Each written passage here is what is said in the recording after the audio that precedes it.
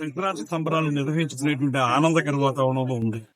దానికి కారణం ఈ సంవత్సరంన్నర కాలంలో కూటమి ప్రభుత్వం అందించినటువంటి సంక్షేమ కార్యక్రమాలు, లేకపోతే అభివృద్ధి కార్యక్రమాలు, ఇవి అందరినీ కూడా ఆనందంలో ఉంచడం వల్ల ఈ పండుగలు కూడా ఆనందంగా జరుగుతాయి.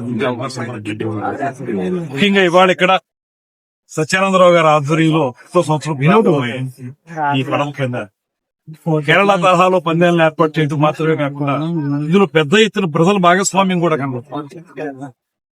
రాజకీయ నాయకులు, అధికారులు, ప్రజలు అందరూ భాగస్వామ్యం వహిస్తూ ఇది మా సొంత పండుగ అనే విధంగా ఈ కార్యక్రమాన్ని నిర్వహించుకోవడంలోనే ఆయన విజయం మనకు కనబడతా ఉందనే.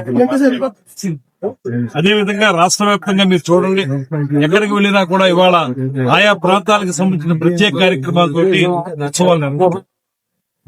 అదేవిధంగా సంక్రాంతి సంబంధించిన ఈ కార్యక్రమాన్ని కారణం ఏంటంటే రాష్ట్ర ప్రభుత్వం అందిస్తున్నటువంటి ప్రత్యేక సహకారం. దాంట్లో భాగంగానే కొత్త పాలసీ తీసుకురావడం, పారిశ్రామిక హోదా కల్పించడం వల్ల పర్యాటక రంగం పరుగులు పెడతా ఉంది ఇవాళ. అందులో భాగంగా ఇవాళ ఈ ప్రాంతాన్ని కోనసీమ అంటే కేవలం మనకి ఆనందంగా గడపడం, కేరింతలు కొట్టడం, పూతరేకులు తినటం మాత్రమే పరిమితం కాదు.